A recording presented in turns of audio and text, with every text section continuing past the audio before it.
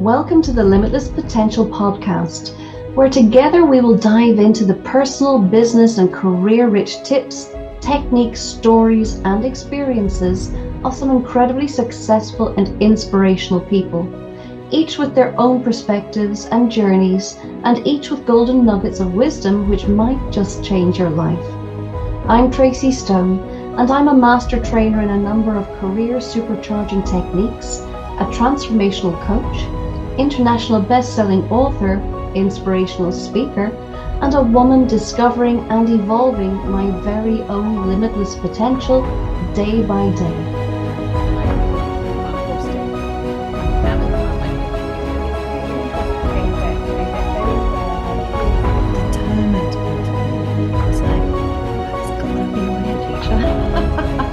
I went to yoga and more played. Hi, and welcome back for another episode of Limitless Potential.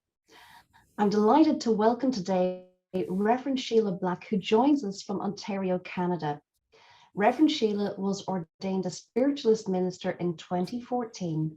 She's a certified evidential medium and an accredited spiritual healer and has been connected to spirit her entire life. She empowers others by teaching mediumship and other spiritual modalities and provides various very profound and life-changing techniques for healing, including crystal and sound therapy, aromatherapy, past life regression, and Akashic records. Sheila is passionate about Indigenous teachings and participates in sweat lodges, sundance, and other Native ceremonies in upstate New York. She is also a best-selling author in compilation book Ignite Possibilities, and she's here with us today to talk about her journey and how she taps into her own limitless potential. Welcome, Sheila, and thanks so much for joining us. Well, thank you, Tracy, for inviting me. I'm honored to be here with you. Thank you so much. Oh, my pleasure. And I can't wait to hear and to share with the listeners all about your journey through life, because I know it's been a very interesting one. So let's do that. Let's get stuck in. And we're going to do that by going back to the beginning. So if you would, Sheila, before you ever became a reverend, you were a little girl. So let's go I back was. again. And tell us what life was like for you growing up, and just start unfolding your story from there. Okay, sure.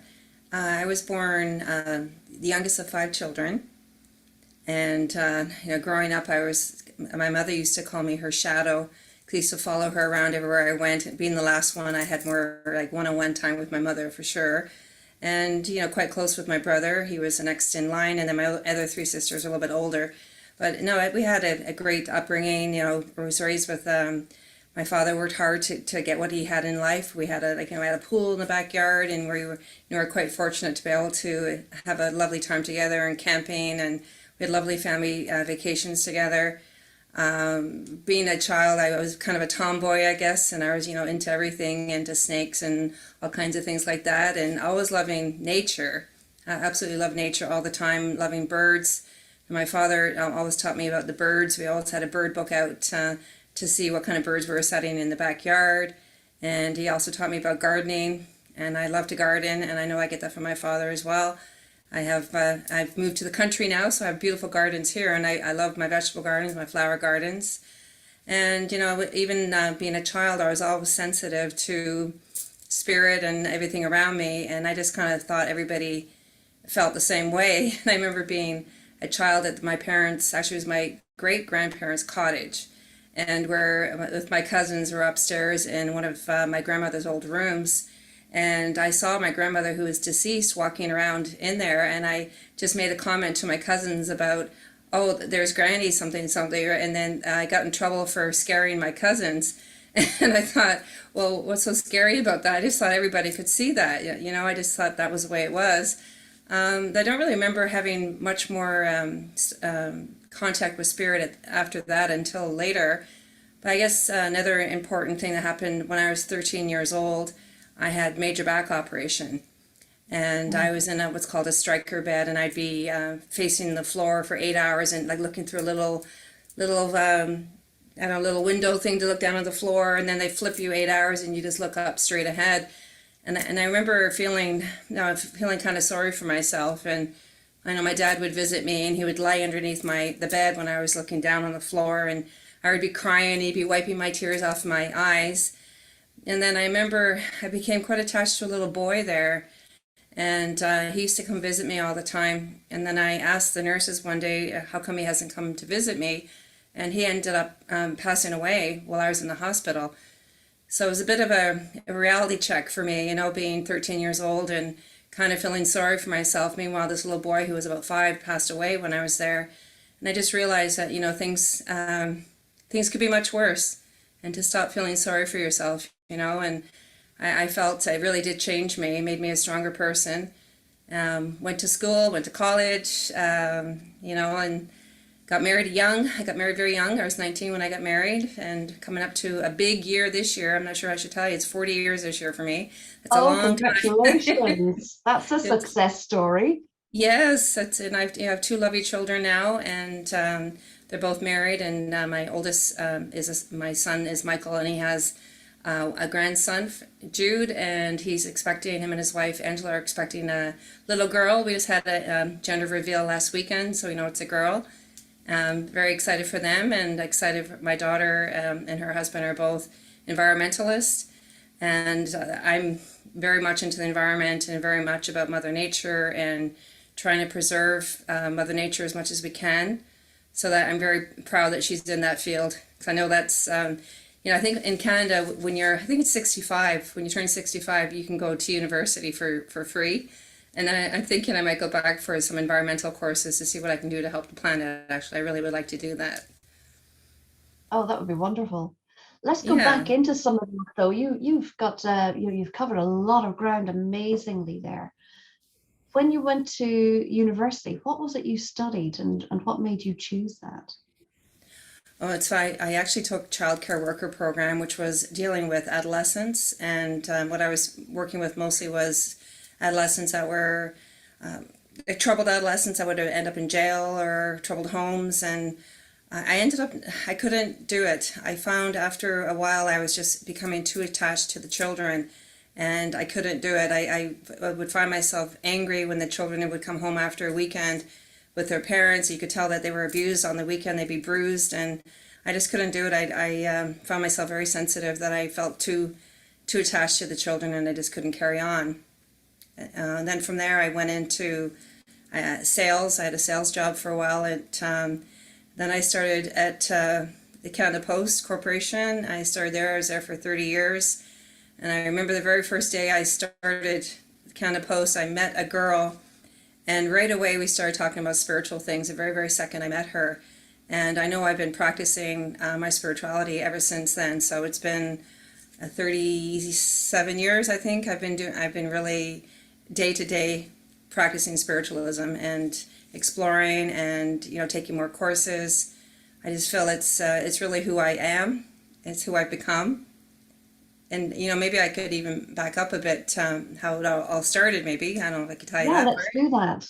Okay, so I can mention I saw my grandmother when I was a child, and that was like I said, I thought everyone could do that. And then I became a teenager, and I could sense things around. I could really feel things around, but I didn't really share it with people because I thought it was kind of a taboo topic or something.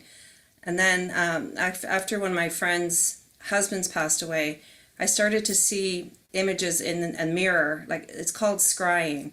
So what happened is I have a nice hot bath, and then the mirror would get all steamy, and in the steam and I would see images of her husband. That's how it kind of really kick-started for me.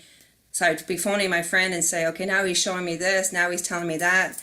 And it was very valid, everything that I was telling her. Then when my mother passed away, I also saw her in the mirror. I was having a bath, and I was really missing my mom when she passed away. I was very close to my mother. And I looked in the mirror after my bath, and I could kind of just take the steam off the mirror a little bit. And behind me was standing my mother, and I could see her plainly in the mirror, and I could feel her hand on my shoulder. And I started to cry, and it wasn't necessarily tears of sadness. It was more tears of joy, because I could actually see her. And it was from that point on, that was my pivotal point in my life, where I knew I needed to change what I was doing, and I really wanted to focus on bringing that same comfort and that same healing that I got by seeing my mother. I wanted to provide that for other people. Like, I was doing some, like, kind of all over the map kind of readings, nothing really professional or trained. I was just, whatever would come, I would just suggest it to people. And then I ended up going to my first spiritualist church in Canada. I don't even know how I found it, but I went there one day and I walked in there and I just felt like I was coming home.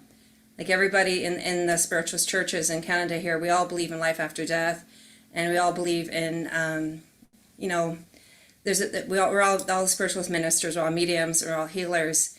And I really resonated with that church. As soon as I walked in the door, I said I could talk openly without thinking, people think I have three heads or something. I could really feel like I was really welcome there. I liked it so much that I ended up studying with the Spiritualist Church of Canada. And it took me many years to do it because I was still working full-time in a corporate job. And I had young children, and I was taking university courses to be ordained in Canada. And simultaneously, I was also taking classes in the States. There's a place called Lilydale, New York. It's the largest spiritualist community in North America. I was trained there at the same time I was taking my classes in Canada. I was ordained in Canada and in the States, both in October 2014.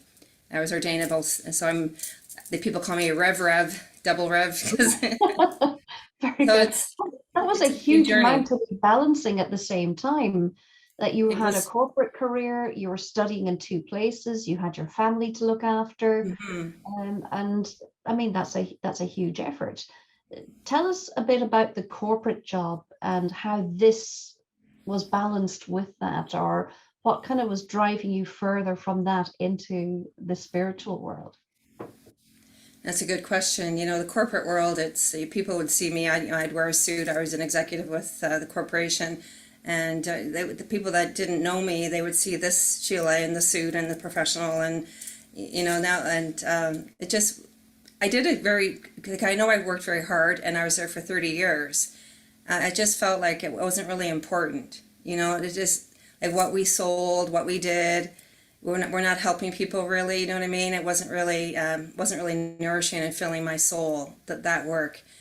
I didn't mind it, and like I said, I was good at it, and I got great appraisals every year, and then I started slowly just finding it not filling me anymore, and then I started to pray actually for an exit strategy from the corporation. I wanted to leave the company. I was too young to leave with a pension, and so I wasn't sure what to do. So I kept praying, please help me with this. And at the same time, I was doing those courses, and I just was ordained. And I remember it was October 28th in 2014. I had my webpage started. That was the first day it launched. And I was so excited. I remember going to the gym that morning before I went to work and telling one of my friends there that my webpage went live. And that very day, I was T-boned, and I was in a really bad car accident, and I was forced to leave the company. So I was home for 6 months recovering. I had a brain injury. I wasn't doing very well at all. I had a great boss at the time. She wanted me to maybe take a leave and consider, and because she wanted me to come back, and I just knew that was my point of leaving. If that never happened, who knows, I could still be working there. Like I don't, maybe, who knows, right? Yeah, that was a very pivotal moment, and very often we have those tipping points that help Hmm. us to make a decision. I've had them before. You've described yours.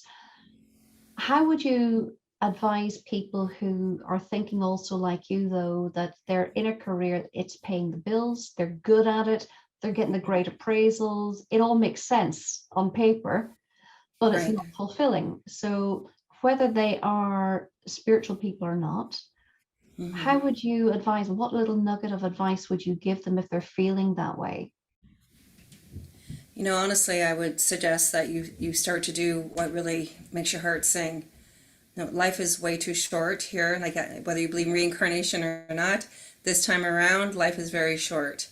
When you think about, when someone's passing away, they don't say, oh, I wish I worked longer, or I wish I stayed at that corporate job much longer. You don't, we don't talk about that when we're transitioning to spirit. We talk about the joy that we had, that, and how we've helped people. It's all about service. It's all about helping people.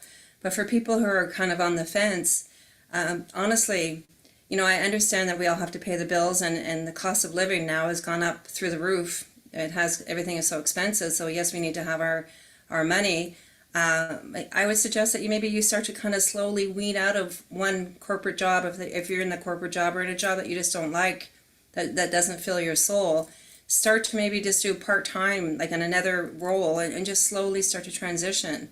Because I really feel if your heart is into something, things will work, right? If you really wanted, like you don't want to get up every morning and dread, putting your shoes on and having to go to a job that you don't like.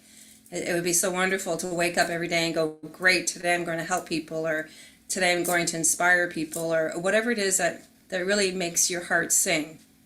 I totally recommend anybody to do that, yes. And I wholeheartedly agree with you.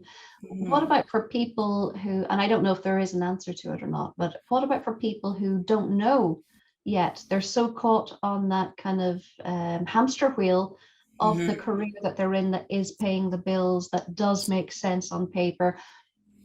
How would you advise the people that don't know how to find the thing that makes their heart sing? Well, I would suggest to try different things, to try different hobbies, to try, like I always, when I teach people mediumship, and I always say expand your spiritual toolbox. So you can expand your toolbox, whatever it is, try different things, as you don't know what you're good at if you haven't tried it, right? You don't know if you can't play the saxophone. You don't know if you can dance, or whatever it is that you want to do. I feel like we put ourselves in a box sometimes, and we really limit our potential, right? We need to be open to new ideas, and learn to say yes instead of no, like to try things, and maybe push yourself a little bit out of your comfort zone, so you can try these different things and go, wow, I'm really glad I tried that. I really love it, right? There's so many, I just find there's so many things in the world. Why get stuck doing one thing, right? Love that.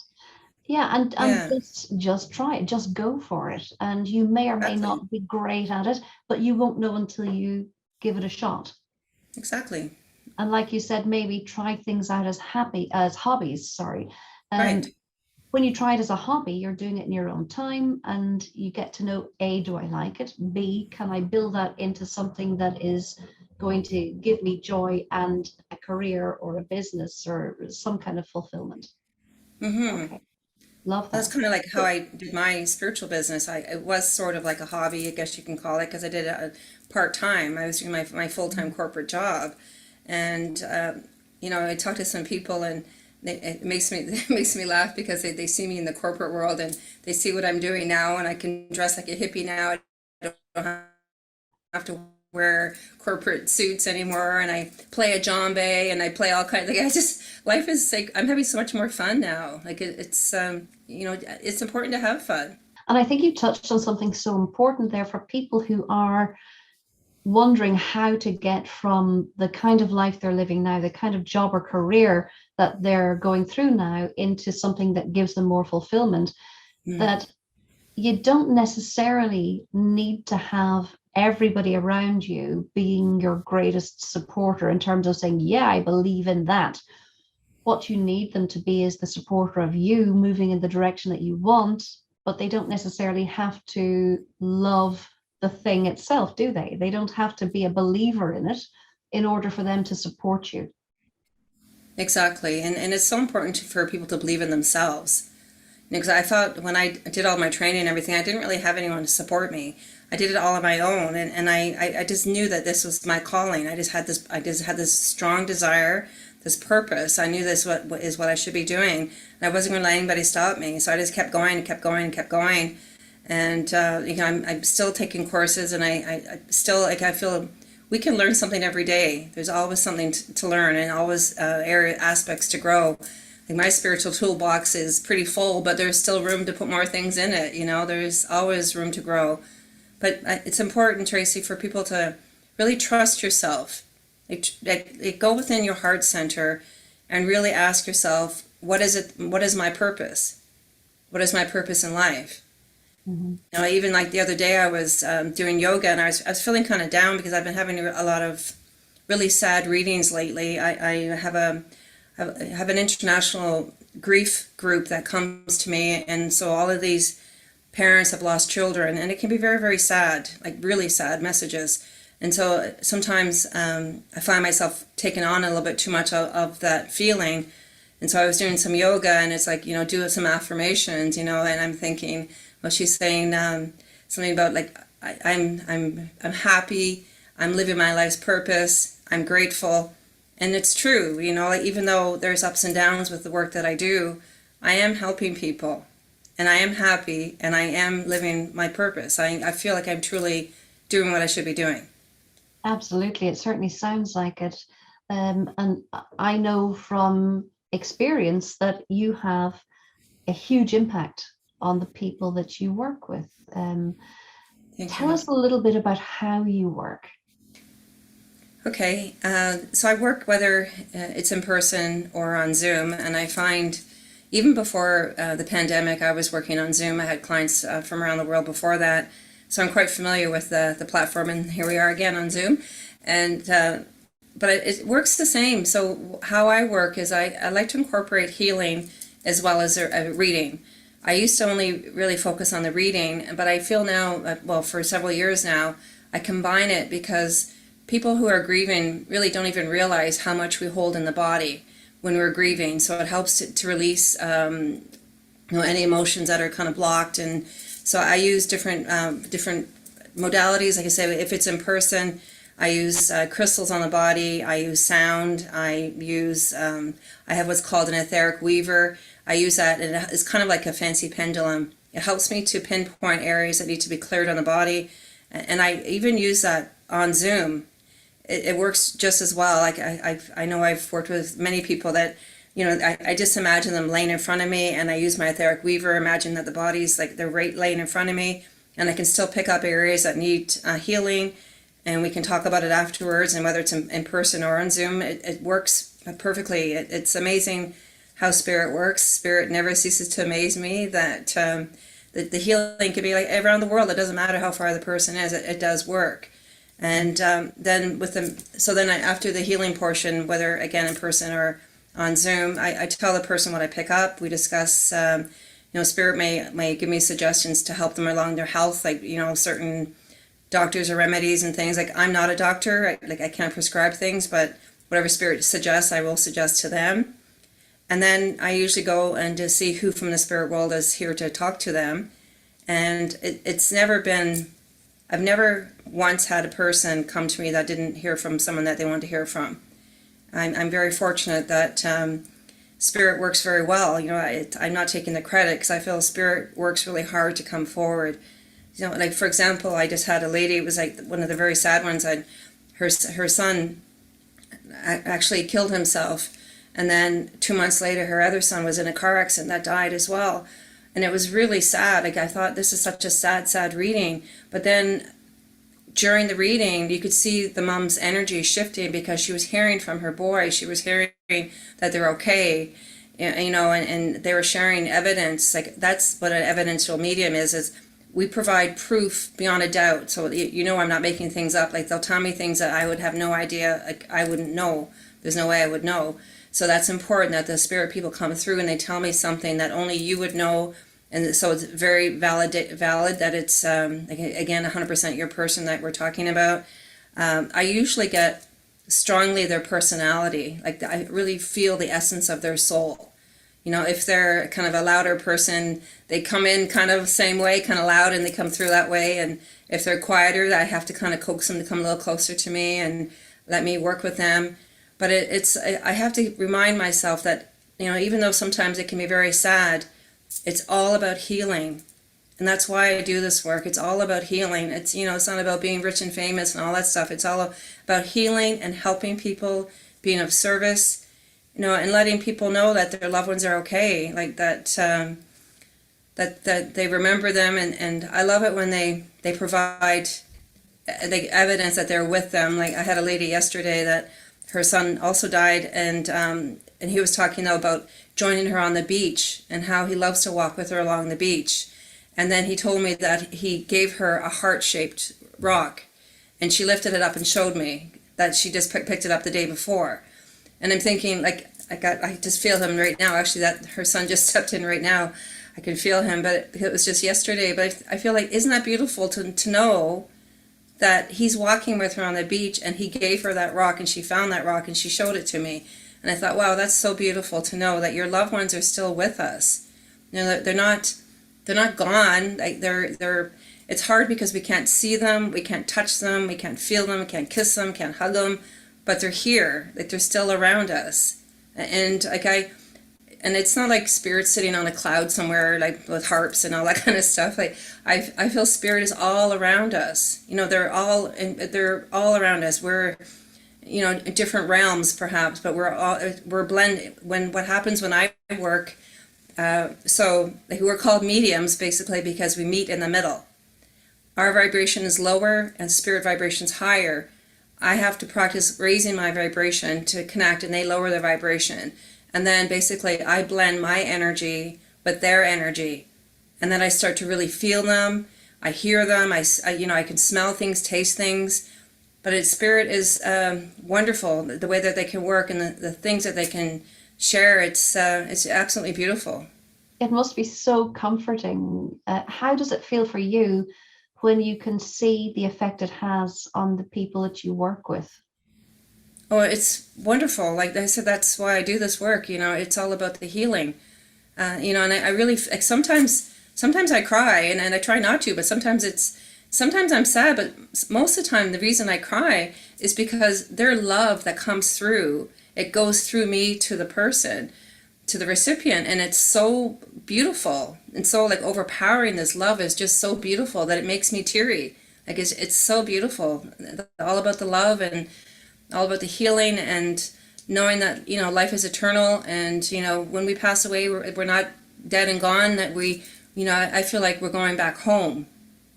That's where we came from, and we're going to go back home, and we'll all be back together with our family together another time. You know, like we're all here on the earth plane for whatever we need to do, whatever lessons we need to have. And again, I really feel it's so important to be on the earth plane to help people, to be of service.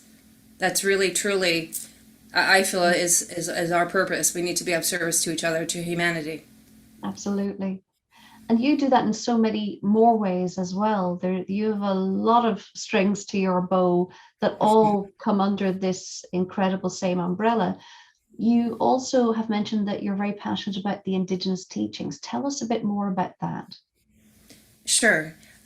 So one of my best friends passed away, and it's been 5 years almost now. But when I met her, I would do everything to help her with her healing. I spent my own time healing with her, and then I took her to any healing event I could hear. I would always take her with me. And then I ended up taking her to Lilydale a few times. And I mentioned Lilydale, it's the largest spiritualist community in North America. And everyone there is mediums, and there's healing going on. It's a beautiful place to go. If anybody is in the area of upstate New York, I highly recommend you go there. So I used to take my girlfriend Liz there, and then that's where I had my first sweat lodge. Doc Neal is the first person who I had attended a sweat lodge with at Lilydale. And I was a little nervous. You know, you hear stories about sweat lodges, but it's all about healing. It's all about prayer. And I thought, you know, if I'm going to have a sweat lodge, and it's a good person to be with would be a doctor, just in case anything happens. So Doc Neal, I met him. He's totally awesome. I love this man. So he put me into my first sweat lodge, and like in a sweat lodge, basically, you're in an small enclosed structure. You crawl in, and you're sitting on Mother Earth, and it symbolizes the womb of Mother Earth. And they bring in rocks that have been in a fire. Then they put water on it, and then it's very steamy, very hot. And while you're in there, you sing and you pray. And it's all about healing. So I would go there and I would pray for my friend all the time, then one thing kind of led to another with that as well. Then Doc Neal referred me or recommended me to the reservation, which is Silver Creek, which is near Lilydale, New York, and I started doing sweat lodges with the Lakota people there. And then next thing happens is Doc Neil ended up hosting what's called Sundance at his property, and I went there for the first time probably 9 years ago, and it's a Lakota ceremony. I'm not going to get into too much detail, but it's all about praying. It's all about sacrifice, and it's absolutely beautiful. And I'm so involved with that, and I am now a sun dancer. I've danced for 2 years now. We could have a whole conversation just on that. And people ask me like, why do I do it? And it's a calling too. Like I can't really explain why, but I feel like things happen. You know, I met Doc Neil. He introduced me to the Lakota tribe, and I went to a couple of medicine men with him, and the healing that's taken place for me. But when I go as a sun dancer, it's all about praying for other people that need healing. Like all the dancers go without food and water for 4 days and pray and pray and pray for this whole ceremony. And, it brings me, I feel it brings me closer to Creator, to God, or whatever you want to call it. I just feel like it's just like a natural. I feel like maybe I've done it before. Like it's just feels very familiar. Like I do drum circles and healing circles and sacred fires. I'm going to be doing one on the equinox here at my house. I'm going to have some people come by, and I'm not Indigenous, so I really want to make that clear that I'm not Indigenous myself, and I really respect their ways, though, and I feel very fortunate to be kind of adopted by the Lakota in the upstate New York. They're wonderful people. I call them my Sundance family, and they're always there for each other. It's just a different side, but I feel like it's the same but not. It's all about praying. It's all about healing. It's all about the betterment of others. And what would Right? you say have been some of the outcomes of that? So for you and your development and your evolution, or for other people that you feel have been impacted by Sundance? So how was I affected by it, impacted by it? Yeah. So what would be the outcomes that you've seen or felt either for you or for other people from this amazing spiritualist practice? Oh, huge healing, like huge healing. Like everyone that, whether you go as a supporter, like there's a lot of people that come to support. My girlfriend came this year. I was just in July there, and she prayed the whole time, and she did prayers for her family. So it's all about healing. The whole thing is all about healing. So as a supporter, you receive all the healing, and the sun dancers are praying for you. And as a sun dancer, you just feel, like I said, more connected to Creator, more connected to the source, and you feel like you're helping, right? Because you are helping. You're helping everybody else, but you're also helping yourself too, right? Because you also receive healing and advice, and you get visions, and it's beautiful. And if people wanted to get involved in that, if they're not in the area, is it something that they can contribute to or benefit from remotely? I'm not so sure about that one. It's more of an in-person thing. I don't think there's anything. So I know the sweat lodges and stuff were all canceled for a while because of the pandemic, but things are all back going together now. I'm just familiar with them. I'm connected with them. I actually live near Tyndonega Reservation where I am now. I'm in Belleville area, Ontario, and I haven't really made a really good connection yet, but I hope to, because I really want to support the Indigenous, because I feel like they've done a lot for us, and they have a lot to teach us, and I really respect them, and I'm very, like I said, very honored to be part of that as a part of my like it's kind of, I feel like I go there for me too. Like it fills me up, Mm. right? Because when you're doing readings and healings for other people, you're giving all the time. You're giving, giving, giving, and when I go there with my family and I get to go to a sweat lodge, and I feel like I'm starting to fill my cup up again. That's a lovely way of looking at it. And I think that's Hmm. so vital for people to find whatever it is that makes them feel that way, whatever Exactly. practice, whatever faith, whatever belief, whatever hobby or activity, even that helps you to recharge those batteries and Absolutely. be running from the top of that again. So I think that's so, so vital. And I love that you get to do it that way. But I know you have another important string to that beautiful bow of yours, which is that you officiate weddings, Hmm. right? And funerals as well. Yes, I do. And it's, funerals maybe aren't as fun, shall we say, as a Yeah. wedding. But I love to do the funerals too because, again, we believe, like, as a spiritualist minister, and my faith spiritualists, we all believe that life is eternal. So when I do a funeral, it's more of a celebration of life, and it's more to honor the person that's passed away, and I always do some references to life after, like life is eternal, and how they're always going to be with us. And I find that more people are going towards a more open ceremony, whether it be a wedding or a funeral. Like, not so much. I find a lot of people are getting away from the religious kind of structure, and they like more open.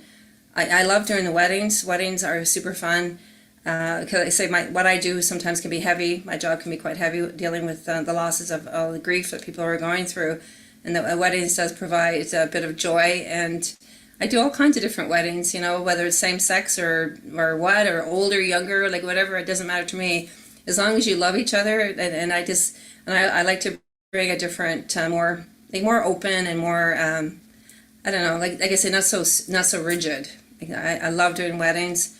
It gives me a bit of a balance, and I also, I guess I should talk about my teaching too, because I love to teach as well. Please do.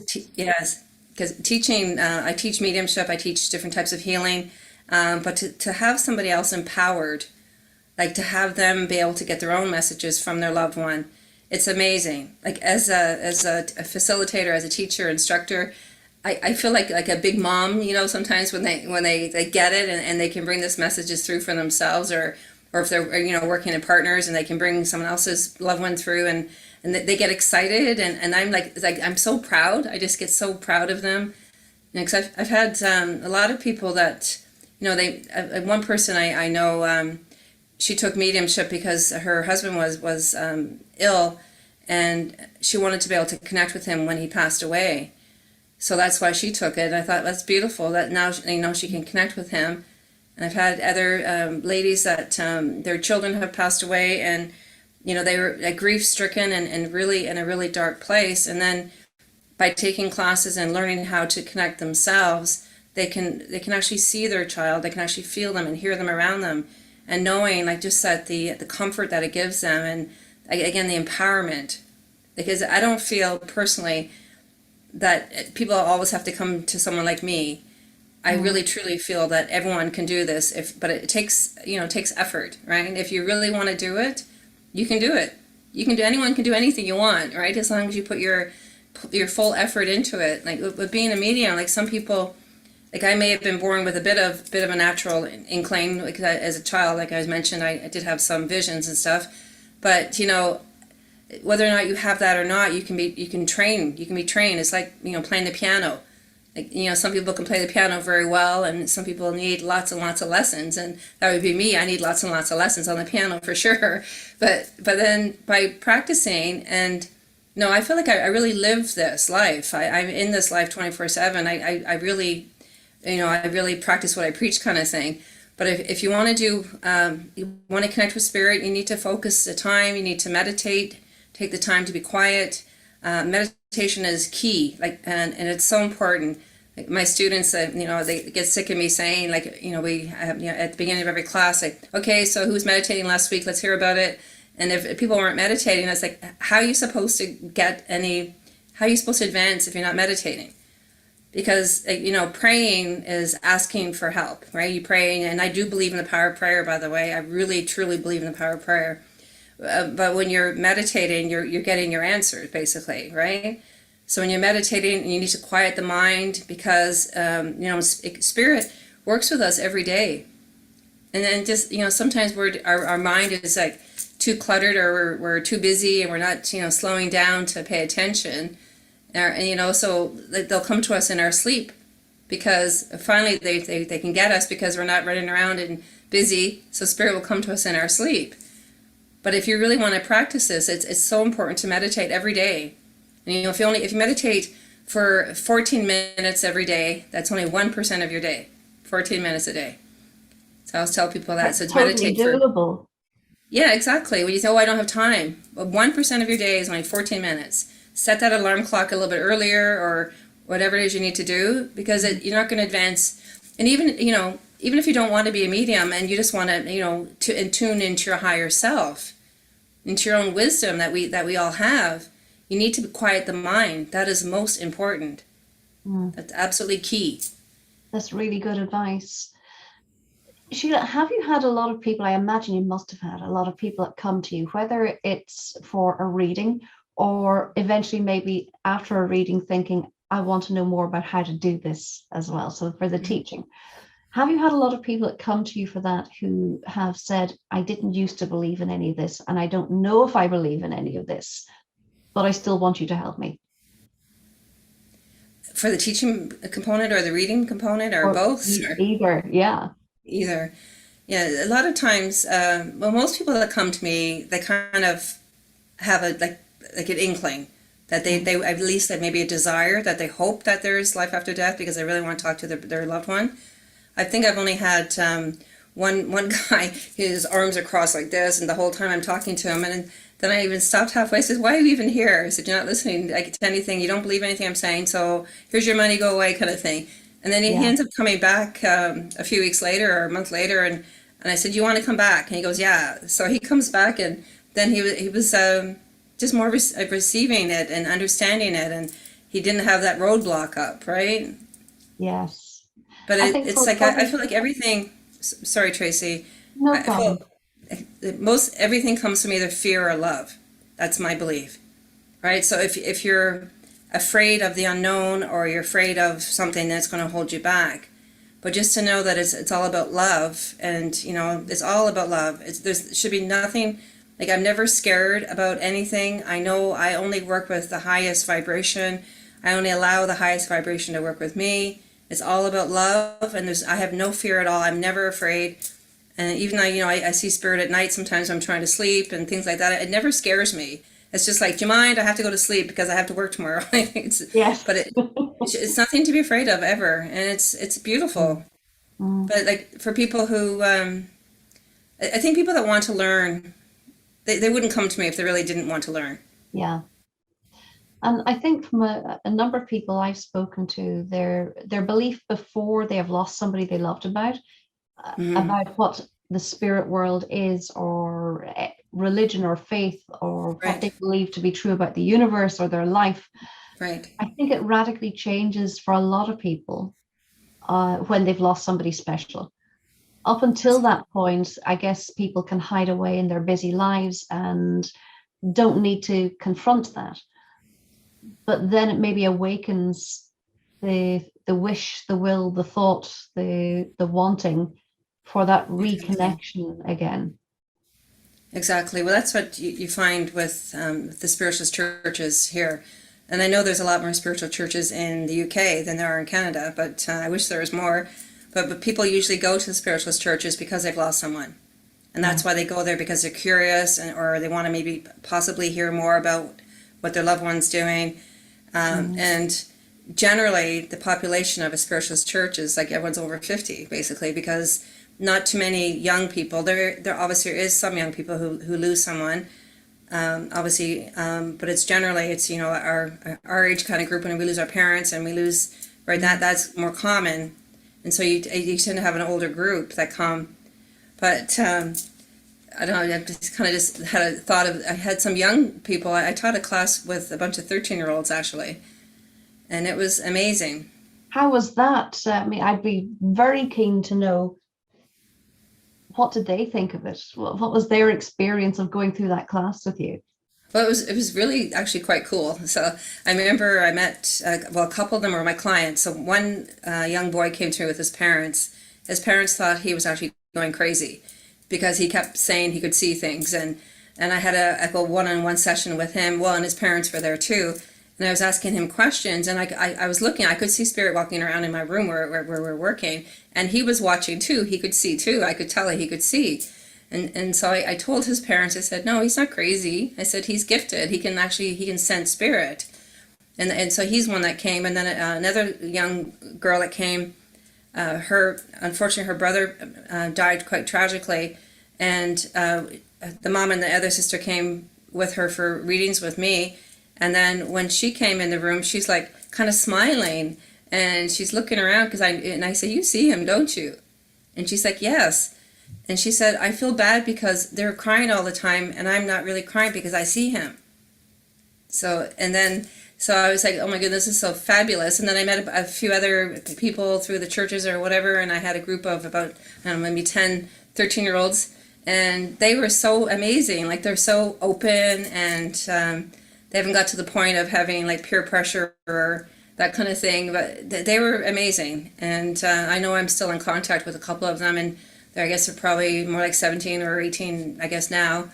And they still use their gifts, but they're a little quiet about it. You get the peer pressure, and you can't say talking to dead people or it just doesn't sound cool, I guess, with your friends. But they were amazing. That was probably one of the most fun classes I ever did. Actually, was the youth group. It was great. That sounds amazing, and to be able to give those young people the opportunity to tap into their future greatness, their comfort, their Mm. purpose in life. How amazing. Yeah, it's totally beautiful. I really love teaching, and like I said, I love everything, all aspects of my role. I know some can be more demanding than others, but no, I was just going to mention the healing too, because a lot of, like, I would say, majority of people come to me because they've lost someone. That's the majority, but not all.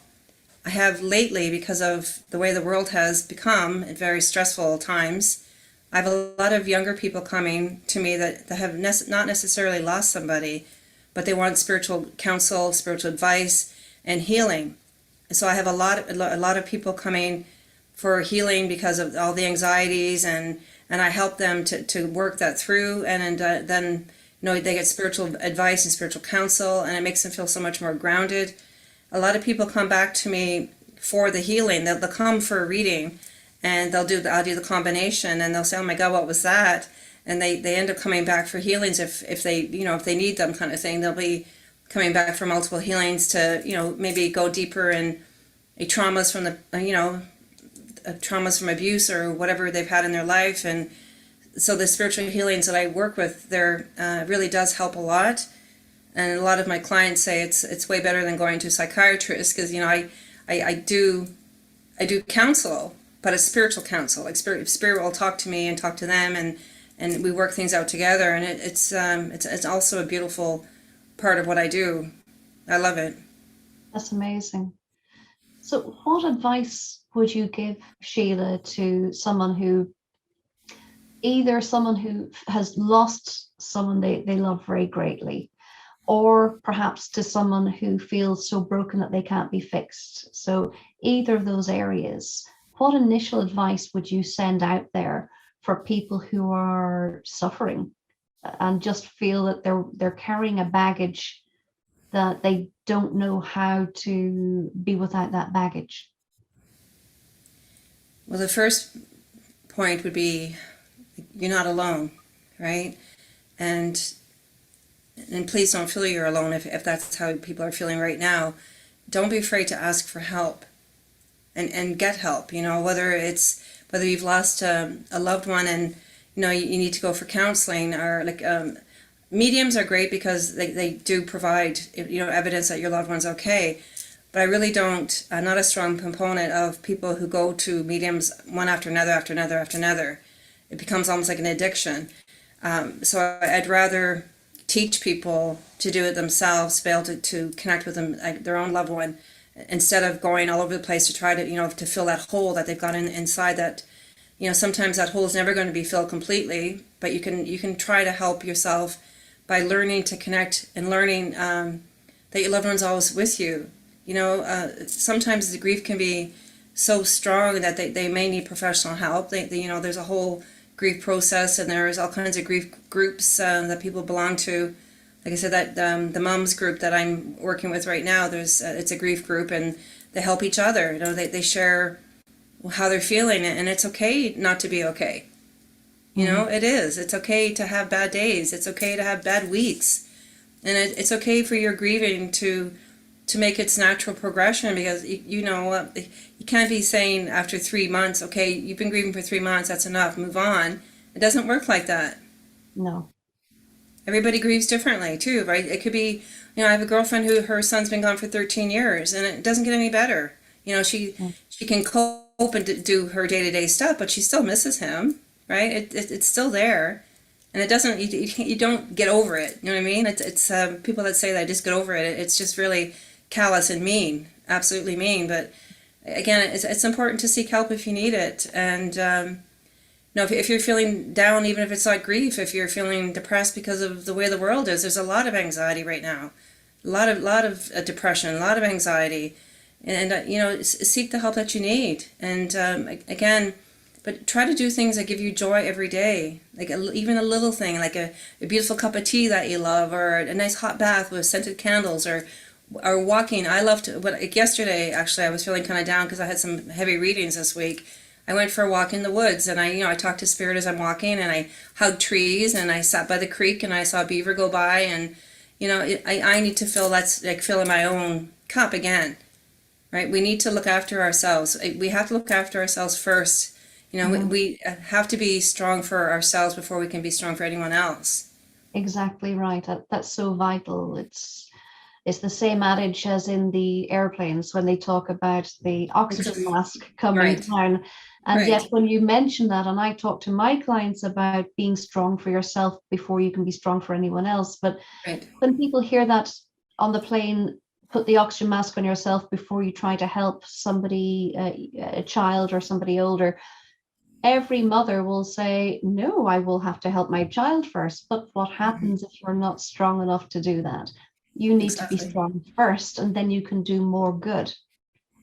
exactly, absolutely. So, Sheila, what would you say, as kind of a couple of final parting thoughts? What would you say are the key beliefs that have brought you through your journey of life into this amazing sphere where you help so many people and it's very fulfilling to you? So, what core beliefs do you feel have helped you through that? Well, that we're never alone.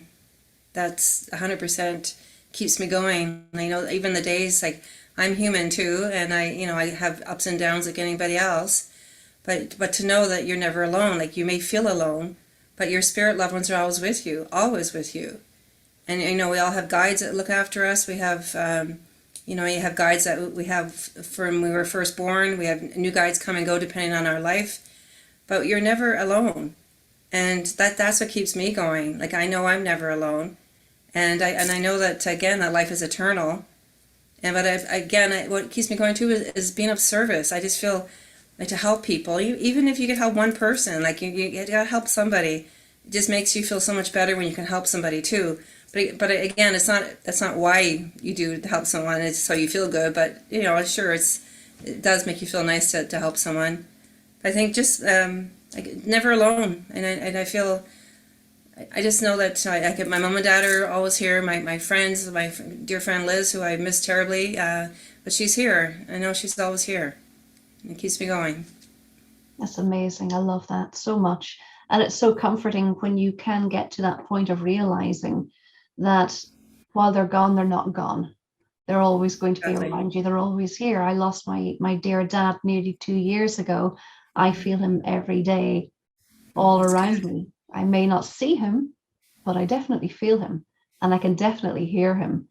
And that's of huge comfort. That's beautiful. And again, I'm glad that you can, because as you know, I met your dad through your mom, and he's a lovely gentleman.